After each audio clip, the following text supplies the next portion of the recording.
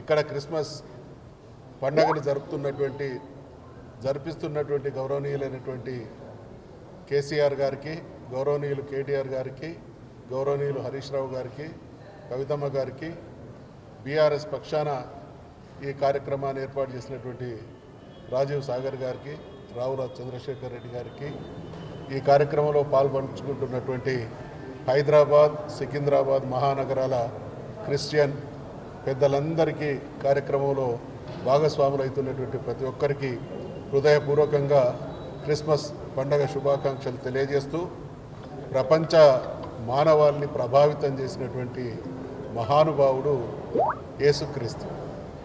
మనమందరం కూడా ఈరోజు before Christ, after the death of Christ అంటున్నాము అని అంటే ఈ యుగం దాన్ని ప్రామాణికంగా తీసుకొని ప్రపంచం మొత్తం ఆ దిశగా నడుస్తున్నది అని అంటే మానవ జాతిని ప్రభావితం చేసినటువంటి మహిమాన్వితుడు ఆ మహానుభావుడు. కాబట్టి త్యాగం, పరోపకారం అనే దానికి ప్రత్యామ్నాయంగా మరి మానవ జాతిని ఇప్పటికి కూడా దీవిస్తున్నటువంటి లోకరక్షకుడు జీసస్ క్రైస్ట్. ఆ పర్వదిన సందర్భంగా మనమందరం కూడా ఇక్కడ సమావేశమైనాం.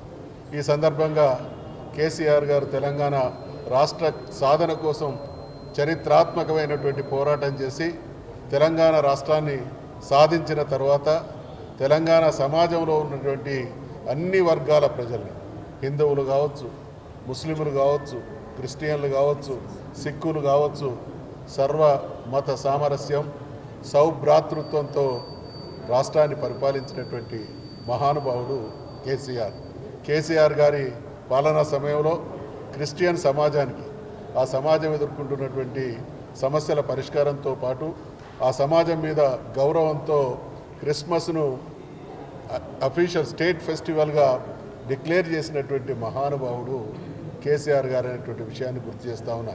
మరి ఇదే మతానికి సంబంధించినటువంటి రాజశేఖర రెడ్డి గారు ముఖ్యమంత్రిగా కొనసాగినప్పటికీ స్టేట్ ఫెస్టివల్గా వారు ప్రకటించలేకపోయారు. ఈ మతం పట్ల, ఇక్కడ ఉండేటువంటి క్రిస్టియన్ల పట్ల కేసీఆర్ గారు తనదైనటువంటి గౌరవపూర్వకంగా ఫెస్టివల్ ప్రకటించడం జరిగింది. అదే సందర్భంగా బాక్సింగ్ డేను కూడా హాలిడేగా డిక్లేర్ చేయడం జరిగింది. దీనితో పాటు చాలా విషయాలలో మేము గతంలో ఈ పార్టీని నడుపుతున్నటువంటి క్రమంలో చాలా క్రిస్టియన్ అసోసియేషన్ పెద్దలు మాకు ఈ సమాధుల పూతోటల సమస్య తీవ్రంగా ఉంది హైదరాబాద్ మహానగరంలో అనేటువంటి బాధను వ్యక్తం చేస్తే దాన్ని సంపూర్ణంగా అర్థం చేసుకున్నటువంటి కేసీఆర్ గారు తను ముఖ్యమంత్రిగా 43 ఎకరాల స్థలాలను మరి ఆ కార్యక్రమం కోసం అందించడం జరిగింది అని అంటే బ్రతికున్నప్పుడే కాదు, మనిషి శాశ్వతంగా నిద్రించేటువంటి స్థలంలో ఒక ప్రశాంతమైనటువంటి పూదోటను కూడినటువంటి వాతావరణాన్ని సృష్టించాలనేటువంటి ఆలోచనతో ఆ రకంగా వారు చేయడం జరిగింది అనేటువంటి విషయాన్ని గుర్తు చేస్తూ ఉన్నాం. మరి చదువుతున్నటువంటి పిల్లలకు ఓవర్సీస్ స్కాలర్షిప్లు కావచ్చు, అదే రకంగా క్రిస్టియన్ అంటే ఈ పర్వదినం రోజు అంతటా కూడా తెలంగాణలోని అన్ని నియోజకవర్గ కేంద్రాల్లో అద్భుతంగా బట్టల పంపిణీ కార్యక్రమం జరిగేది, భోజనాలు ఏర్పాటు చేసేది. ఆ క్రమంలో 2 లక్షల రూపాయలు పట్టణంలో, ₹1,00,000 గ్రామీణ ప్రాంతాల్లో ఇవ్వడం జరిగేది. నేను స్వయంగా మా నియోజకవర్గంలో ఉన్నటువంటి నిరుపేదల కోసం ప్రభుత్వం ఇచ్చేదానికంటే డబుల్గా కూడా ఇచ్చినటువంటి రోజులు ఉన్నాయనేటువంటి విషయాన్ని మనవి చేస్తూ ఉన్నాం. దానితో పాటు క్రిస్టియన్ సమాజానికి సంబంధించినటువంటి పెద్దలు కలుసుకోవాలి, అందరం ఒకే కొడుకు కింద ఏదైనా సభలు సమావేశాలు ఏర్పాటు చేసుకున్నా, ఏదైనా మీటింగ్లు ఏర్పాటు చేసుకున్నా మాకు స్థలాలు కావాలని అన్ని కులాలు అడిగినాయి, అన్ని మతాల వాళ్ళు కూడా అడిగిళ్ళు. రాష్ట్రంలో అత్యంత ఖరీదైనటువంటి భూముల్లో ఒకటైనటువంటి ఉప్పల్ బగాయత్లో 2 ఎకరాల స్థలాన్ని ఇచ్చి 10 కోట్ల రూపాయలు మంజూరు చేసినటువంటి చరిత్ర మరి కేసీఆర్ గారిది అనేటువంటి విషయాన్ని మనం చేస్తూ ఉన్నాం. మేమందరం కూడా ప్రతి సంవత్సరం ఎల్బీ స్టేడియంలో ఇచ్చేటువంటి మనందరి విందుకు నేను కూడా వారితో పాటు హాజరయ్యేటువంటి వాడిని. అంతా అయిపోయిన తర్వాత సహపంక్తి భోజనం అందరం కలిసి క్రిస్టియన్ పెద్దలు మేము అందరం కలిసి చక్కటి విందు ఆరగించేవాళ్ళం. ఆ సందర్భంగా అవార్డులు కూడా ఇచ్చేటువంటి సంస్కృతి కేసీఆర్ గారు కొనసాగించారు. ఈరోజు బాధ కలిగేటువంటి విషయం ఏంటంటే ఈ పర్వదిన సందర్భంగా రాజకీయాలు కాదు కానీ అవన్నీ కూడా మటుమాయమైపోయినాయి.